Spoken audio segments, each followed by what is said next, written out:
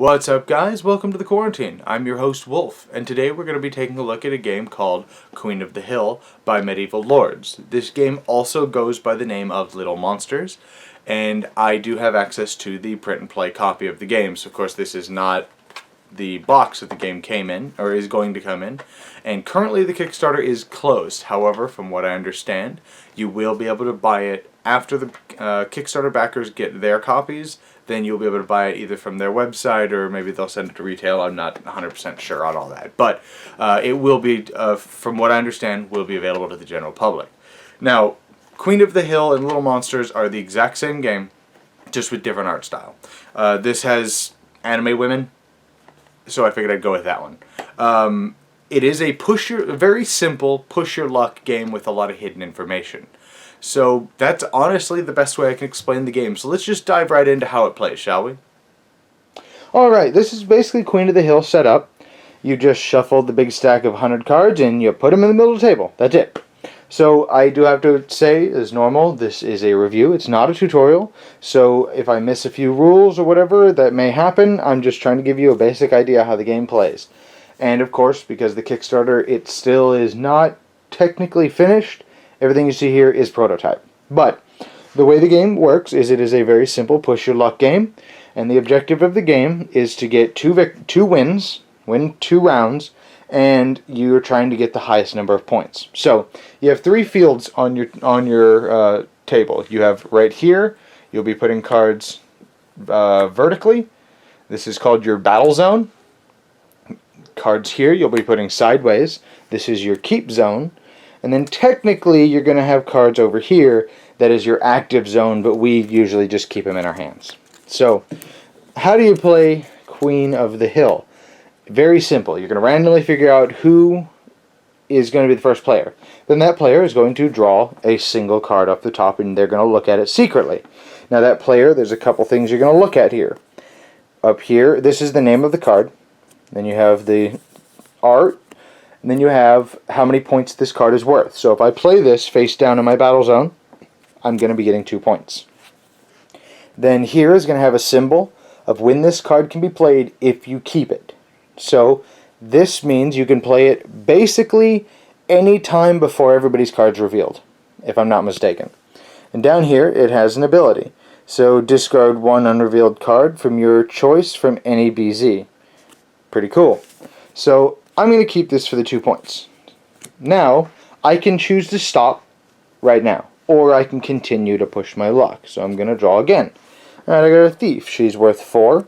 This means it can be played at any time. Cancel the ruby heals from being played, which I'll get to that if I wind up drawing one. So I'm going to keep that, though, for 4 points. That's pretty nice. Now I'm going to push my luck again. I got a succubus. She's only worth 1 point. She can be played before the cards are flipped.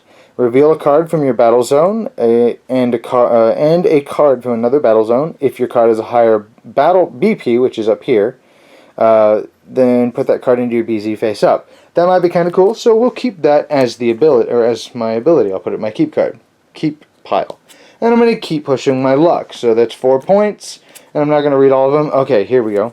If you ever draw a dark one, because remember, after you decide to what to do with this card, I can decide I'm done. I'm going to hold off right here, because remember, the objective is to get the most number of points in front of you. So here I have 10 points. Nobody knows that, they just know I have 3 cards. These could be 3 1s or 3 4s. I think they go from 1 to 5, and I'm wanting to say there's like 2 cards that are like an 8 or something like that. But if during your pushing your luck and you keep drawing, you draw a dark one, then everything in your keep pile and everything in your battle zone get discarded, and you get nothing that round. In 100 cards, there are 15 dark ones.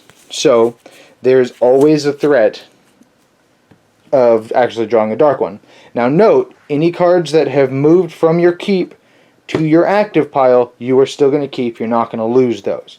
Because each round you're only going to get 1 turn, basically. Once everybody's gone once, you're all going to reveal your cards, see who's got the most. Whoever's got the most wins the round, and I added these little pink cubes to do it, similar to like Love Letter, you get a cube. If you get 2, you've won the game. And that really is the game. There's a couple other cards like the Broken Mirror that cancels abilities of cards being played, but you can't cancel Broken Mirrors or Ruby Heals. And the Ruby Heals, of course I can't find one. Where are the Ruby Heals? You have Trolls, which Trolls are pretty cool. You just play them and make somebody, when they go, no, I'm done.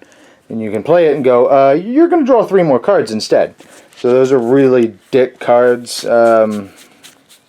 Seriously, not a single Ruby Slipper.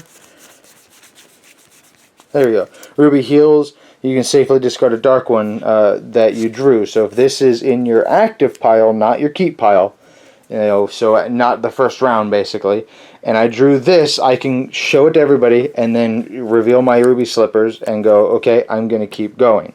Or you can go, I've pushed my luck far enough, I don't want to chance the next card also being a dark one. Now, there are a couple nuanced rules, like if you have no cards, if your first card you drew is a dark one, then you can safely discard it and continue your turn. And there's a few other tiny little rules, but that's basically Queen of the Hill. So let's take a look at my final thoughts, shall we?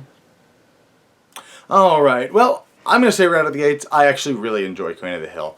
It's another one of those games that fit in with Coup and Love Letter and just a little micro game that you can kind of toss into your pocket, even though 100 cards is quite a lot of cards. So maybe I don't throw it in my pocket, maybe I have my wife put it in her purse. But it's got a fairly small footprint, kind of. Generally speaking, you're only going to get like 4 cards out. But unless you're my dad and sold your soul to Satan, you're going to have like 9 or 10 cards because you have insane luck sometimes.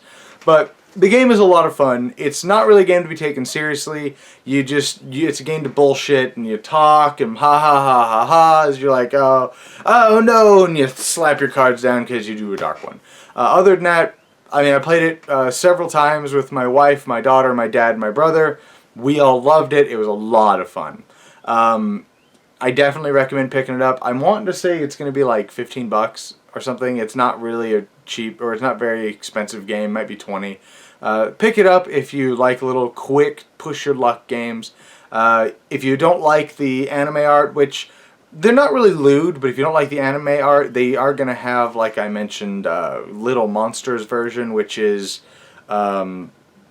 these weird like creatures, like chibi, cute little creatures, but other than that, it's the same game. But anyways, if you like the game, check it out, and if you like the show, check me out on Patreon, and I will see you guys next time in the quarantine.